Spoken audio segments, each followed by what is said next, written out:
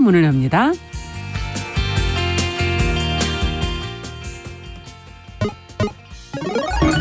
Ladies and gentlemen. 새로운 시각으로 세상을 봅니다. 정용실의 뉴스 브런치 뉴스픽. 네, 정용실의 뉴스 브런치 항상 청취자 여러분들과 함께하고 있습니다. 오늘도 어김없이 유튜브 콩앱 KBS 1라디오를 통해서 들으시고 보시면서 의견 보내주시면 되겠고요. 저희가 방송 중에 의견을 반영하도록 하겠습니다. 자, 뉴스픽으로 시작을 하죠. 월요일 수요일 이 두 분과 함께하고 있습니다. 전혜은 우석대개공원 교수님 안녕하세요. 안녕하세요. 전혜은입니다. 네, 조으론 변호사님 안녕하세요. 네, 안녕하세요. 조으론입니다. 네, 오늘은 이제 추석 연휴 마지막 날인데 이렇게 방송에도 나와주셔서 감사드리고, 이번 추석이 정말 유난히 날도 이렇게 달이 참 밝고 또 크고 날씨도 참 좋은 거 아닌가 이런 생각도 좀 들기도 해요. 근데 명절 얘기를 이렇게 할 때마다 한켠 마음이 쓸쓸한 게 힘들어하시는 분들이 또 있지 않습니까? 바로 이산가족분들. 정부가 이제 연휴 직전에 북한의 이산가족 문제 해결을 위한 회담을 제안을 했다는 게 이제 보도가 나왔고요. 관련된 내용을 저희가 좀 들여다보면서 과연 이 이산가족들의 가족 상봉 가능할까 한번 저희가 전망해 보도록 하겠습니다. 정 교수님께서 좀 해주시겠어요? 예, 추석 연휴 다가오면 다 가족들하고 만날 생각을 하시는데 네. 말씀해 주셨듯이 추석 연휴가 오면 더 쓸쓸한 분들이 바로 이산가족 분들이죠. 정부가 추석 연휴를 앞두고 지난 8일 이산가족 문제 해결을 위한 당국 회담을 열자고 북한에 전격 제의를 했습니다. 윤석열 정부 출범 이후에 정부가 이산가족 문제 해결을 위한 당국 간 회담을 제안한 건 이번이 처음인데요. 네. 정부의 입장을 요약해 보자면 지금 이산가족의 상당수가 고령자입니다. 그렇죠. 그렇다면은 계속 시간이 가서 이분들이 만약 세상을 떠나시게 되면 사실 이산가족이라는 존재 자체가 사라지기 때문에 그렇죠. 이 문제가 너무나 시급한 문제라는 것이 정부의 입장이고요.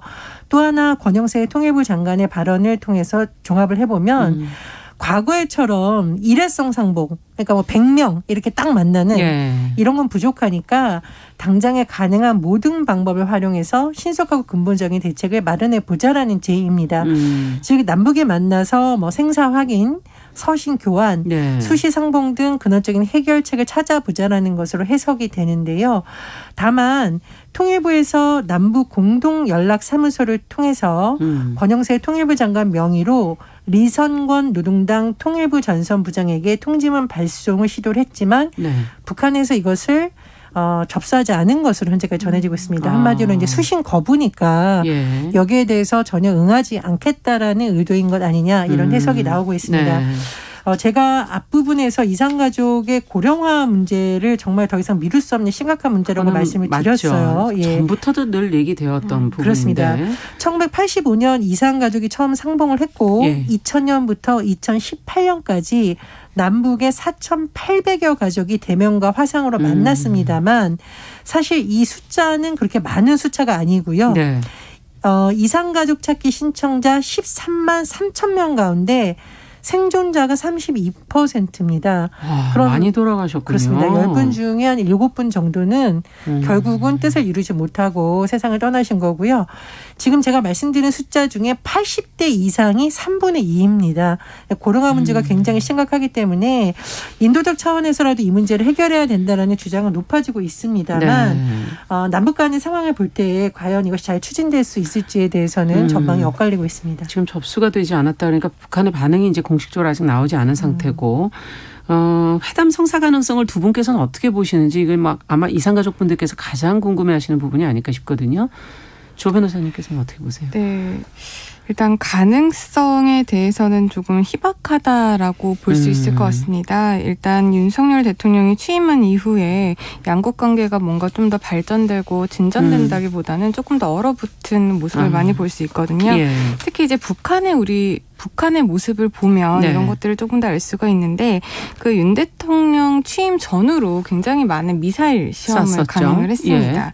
그리고 또 지난 8월 광복 축사에서 윤석열 대통령이 그 대북 정책에 대해서 이제 담대한 구상, 그러니까 대화의 자리로만 나와도 여러 가지 인도적인 지원을 하겠다라고 했는데 그 이틀 뒤에 북한이 미사일 두 발로 그 부분에 대한 화답을 하면서 그 김여정 부부장 같은 경우에는 허망한 꿈을 꾸지 말라라는 담화문을 내서 굉장히 지금 우리 정부에 대해서 적대적인 입장을 표명하고 그러네요. 있고요.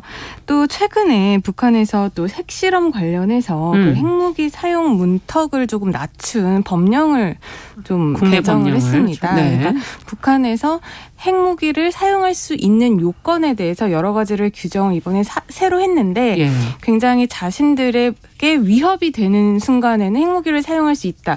이런 식으로 굉장히 요건을 완화해서 이 부분 관련해서도 이제 우리 정부의 입장과 그리고 북한의 입장이 굉장히 다르다라는 걸 알 그러네요. 수가 있는데요. 네. 그렇게 본다면 사실상의 남북 관계가 빠른 시일 내에 호전되긴 좀 어려울 것이라고 생각하고요.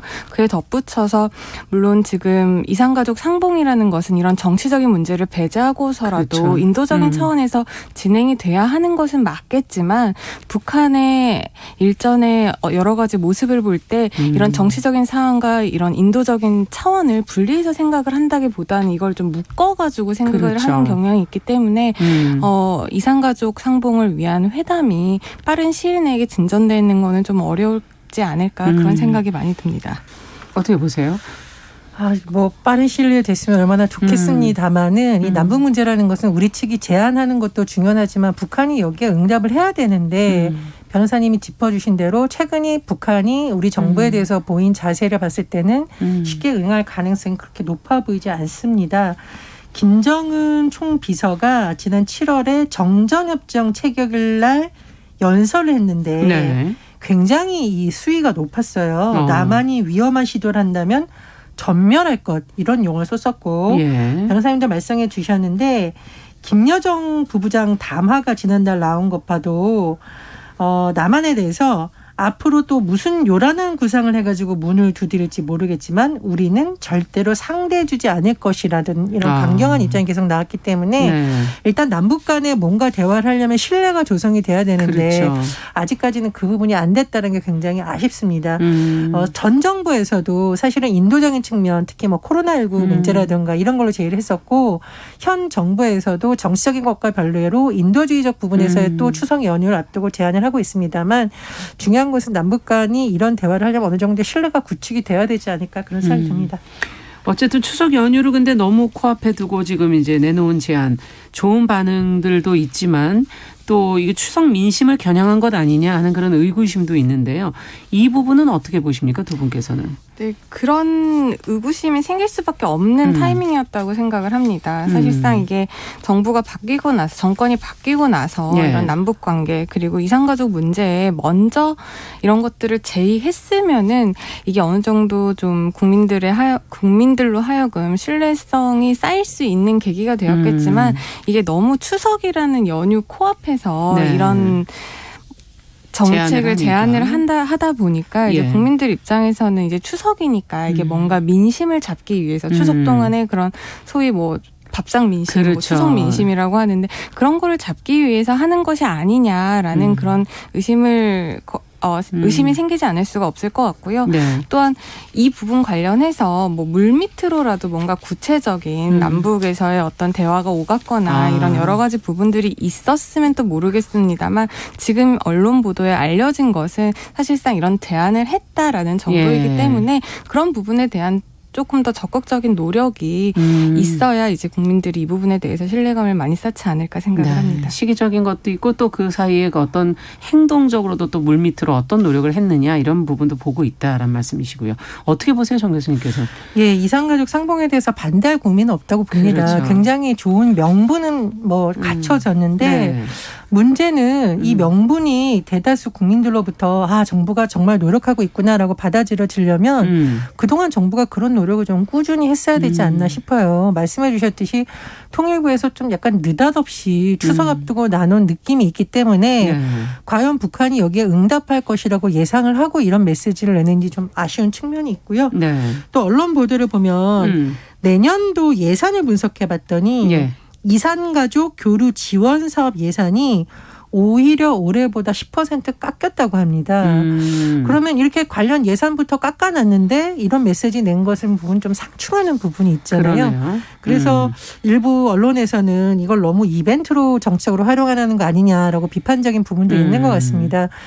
인도주의적 차원에서 이산가족 상봉은 반드시 돼야 되지만 그렇죠. 문제는 이거는 개별 사안이 개개인이 풀 수 있는 문제가 아니기 때문에 예. 정부 당국이 어쨌든 북한과 대화를 하고 신뢰를 쌓는 노력을 좀 계속해야 되지 않나 그런 생각이 듭니다. 네, 정말 개인들은 얼마나 답답하겠습니까? 자, 근데 이제 이산가족을 만나게 하는 부분, 그것도 이제 노력을 해야 되겠지만 또 정부 차원에서 이산가족에게 해줄 수 있는 거, 뭐 예를 든다면 뭐 기념일 제정이라든지 어떤 지속적인 관심이나 또 인식이나 이런 것들을 개선하는 방향에서의 노력도 보여줘야 되지 않을까 하는 생각이 드는데 무엇이 있고 무엇을 해야 할까요? 일단 교수님께서 처음 부분에 말씀을 하셨지만은 지금 이산가족 생존자분들이 이제 4만 명이 조금 넘는 숫자가 있고요. 네. 근데 그 생존자분들 중에 거의 70%가 지금 고령자이십니다. 80대 이상이라고 얘기하셨죠? 네. 네. 그렇게 본다면은 이게 시간이 지나다 보면은 이제 이산가족이 이제 어떻게 보면은 존재하지 않게 될 그런 거죠. 날들도 온다라는 건데 사실상 이산가족이라는 거는 우리나라에서는 어떻게 보면 굉장히 아픈 상처이고 예. 또 한 면으로 봤을 때는 기억해야 할 문제라고 그렇죠. 생각을 합니다.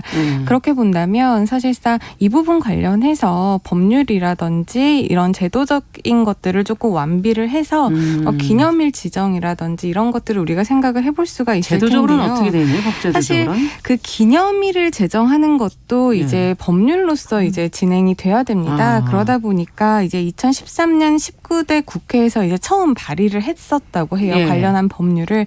그런데 아직까지도 이게 계류되어 있거나 적극적으로 논의가 되지 못하고 그냥 발의됐지만 사라졌군요. 폐기되고 지금까지도 아직 발의가 되지 못한 상황인데 그런 부분에 대해서 이제 국회 차원에서 그런 법률을 제정을 해서 기념일 지정이라든지 후속 입법으로 이산가족들에게 어떤 정책적인 지원, 여러 가지 지원들을 할 수 있는 부분들을 만들었으면 좋겠고요. 네. 그리고 우리가 2000년대 초반에 2000년 8월에 이제 처음으로 이산가족 상봉이 이제 실행이 됐다라고 하는데 네. 이때까지 상봉을 한 케이스들을 보면 신청자의 2.28%라고 합니다. 너무 적군요. 그러니까 굉장히 신청자는 많은데 실제로 상봉이 이루어진 실적이 굉장히 어떻게 보면은 정말 저조하네요. 없다라고 네. 말을 할 수가 있는데 그런 부분에 대해서도 이게 뭔가 법이라도 만들어지면 이게 법률적 근거가 생기는 거기 때문에 이제 정부나 국회에서는 조금 더 그걸 지원을 할 수밖에 없거든요.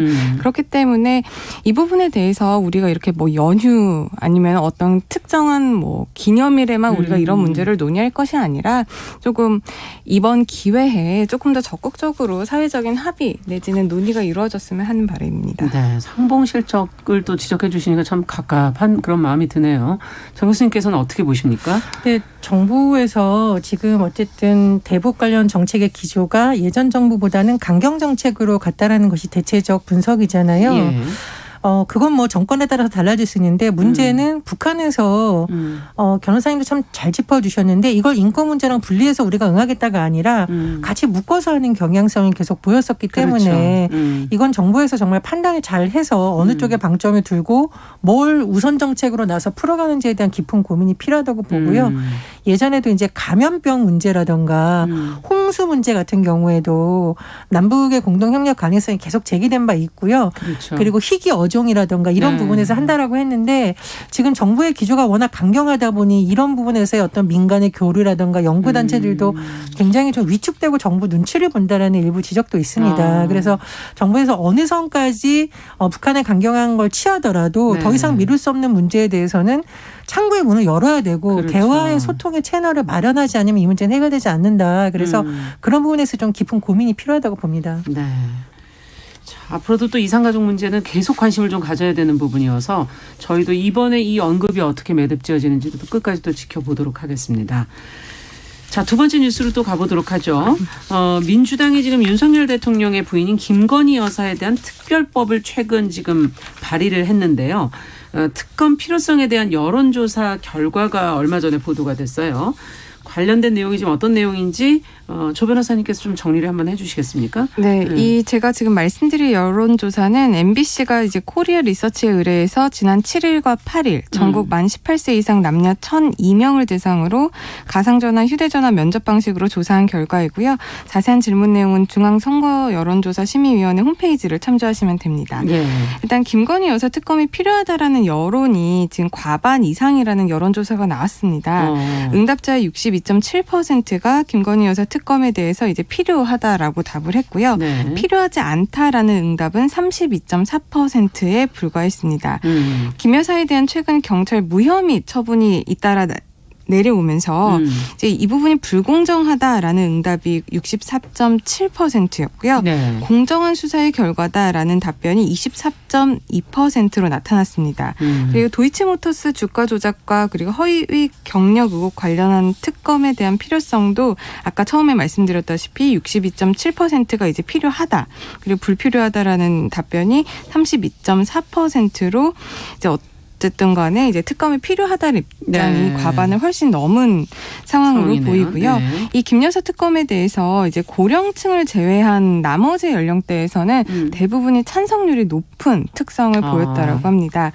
그 이외에도 이재명 더불어민주당 대표를 지금 검찰이 공직선거법상 허위사실 공표 혐의로 기소한 것이 있잖아요. 예. 이와 관련해서도 여론조사가 있는데요. 이 부분이 법적 절차에 따른 것으로 표적 수사는 아니라고 본다라는 답변이 52.3% 그리고 야당 대표에 대한 표적 수사로 문제가 있다라는 의견이 42.4%로 나와서 네. 지금 김건희 여사 특검 그리고 이재명 대표 관련한 기소 관련해서 국민들의 상당수는 특검이 필요하고 수사는 할 거는 해야 된다. 지금 그런 네, 얘기군요. 그렇다고 어느 당을 보면은 어느 정도로 이제 불문하고. 국민들의 입장에서는 공정한 수사 이런 것들은 꼭 필요하다라는 입장이 나오고 있는 것으로 보입니다. 네. 자, 이 조사 결과 내용 지금 두 가지를 지금 묶어서 또 얘기해 주셨는데 어쨌든 어떻게 보십니까? 저는 이게 세 가지가 맞물려 있다고 예. 봅니다. 첫 번째로는 김건희 여사에 대한 경찰의 무혐의 처분에 대해서 국민들의 신뢰가 굉장히 높았다면 아니, 경찰에서 무혐의 처리했는데 무슨 특검을 해라고 왔어야 되죠. 그렇죠. 근데 무혐의 처리가 불공정하다가 무려 64.7%이다 보니 결과적으로 62.7%가 특검해야 된다. 이렇게 연결이 되는 거거든요. 연결이 그렇게 되는 거다. 그러니까 경찰의 발표를 믿지 못한다라는 민심이 많이 반영된 것이 아닌가 이렇게 해석이 되고요. 네. 두 번째로 지금 특검과 관련해서 민주당이 초점을 맞추는 부분이 도이치모터스 주가 조작 의혹하고 허위 경력 의혹인데 네네. 이 허위 경력 의혹의 같은 경우에는 논문이라든가 여러 가지 학위 문제가 연관되어 있잖아요. 예. 발표가 학교에서 난 적이 있습니다. 그럼에도 불구하고 일부 교수들이라든가 학생들이라든가 동문단체에서 계속 반발을 하고 일각에서는 자체적으로 따로 검증을 하겠다라는 이런 여론이 조성되다 보니 국민의 입장에서 이거 뭔가 의혹이 깔끔하게 아직 해명이 안 돼 있고 뭔가 진짜 문제가 있는 거 아니냐라는 의혹이 또 영향을 미쳤다고 보고요.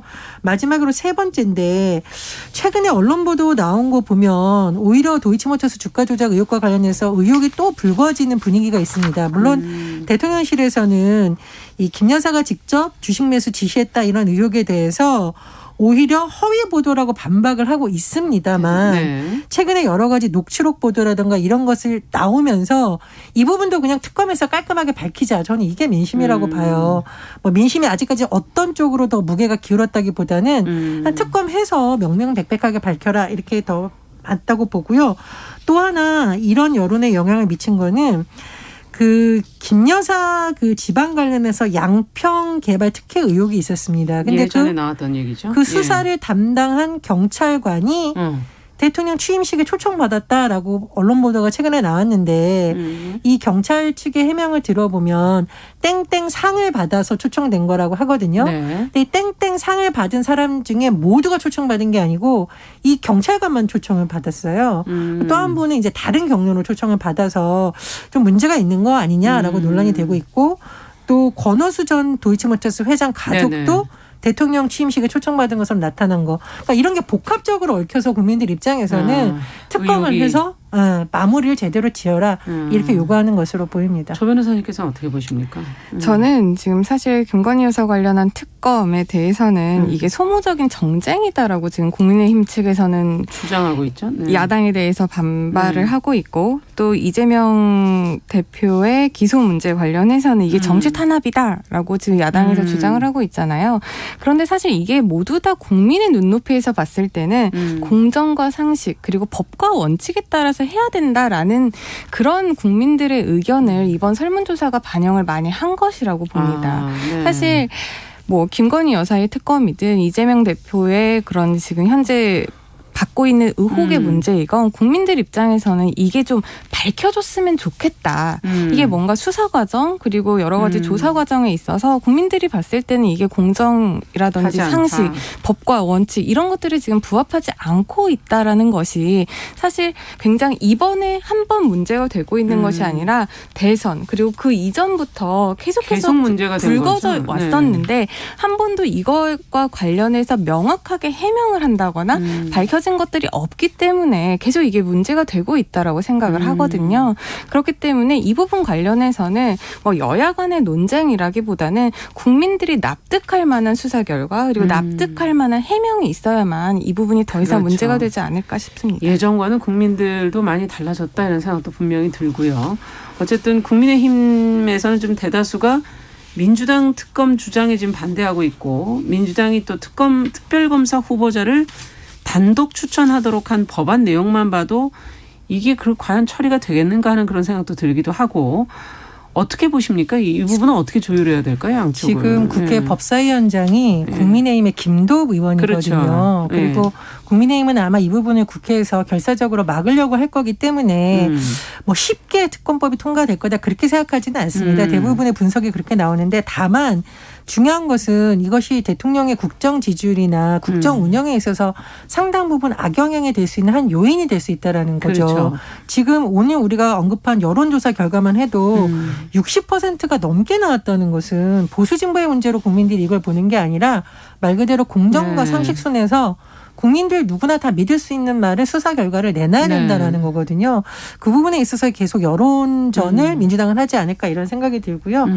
제가 보기에는 여러 가지 뭐 취임식 관련 논란이나 이런 부분에 있어서 청와대에서 조금 더 자세하게 뭐 자료가 없다 이렇게 하지 말고 그 과정에서 자꾸 해명이 또 나오고 뭐 실무진의 착오였다 이렇게 나오니까 의혹이 점점 그렇죠. 커지는 거거든요. 그래서 청와대 차원에서 해명할 수 있는 것은 최대한 자세하게 해명을 하고 수사로 밝혀져야 되는 부분은 또 밝혀야 된다. 이게 좀 민심이 아닐까 싶습니다. 끝으로. 예. 네, 저도 이 특검이 실제로 실현되기는 좀 어려울 것이라고 봅니다. 사실 이게 이제 이루어지려면 200명 이상의 국회의원 동의도 필요하고 이걸 동의라는 것을 넘는다고 해도 대통령 거부권이 있기 때문에 실제로 이게 실현되기는 어려울 것이라고 보는데 그러니까 실현되는 게 어렵다고 해서 지금 정부에서 이거를 그냥 등한시하면 안 됩니다. 그렇죠. 왜냐하면 많은 국민들 여론조사를 통해서도 봤지만 많은 국민들이 이 부분에 대해서 해소되지 않은 그런 갈증을 계속해서 느끼고 있으면 이 부분은 정권이 끝날 때까지도 뭔가 발목을 잡을 가능성이 있기 때문에 이번 기회라도 한번 털고 해명할 것은 해명하고 사과할 것은 사과를 그러네요. 하고 가는 것이 국민들의 신뢰를 조금이나마 더 높일 수 있는 상황이라고 생각을 합니다. 네. 자, 오늘 뉴스픽 조론 변호사 전혜영 교수와 함께 내용 살펴봤습니다. 말씀 잘 들었습니다. 감사합니다. 감사합니다. 네, 정용실의 뉴스 브런치 잠시 후에 돌아오겠습니다.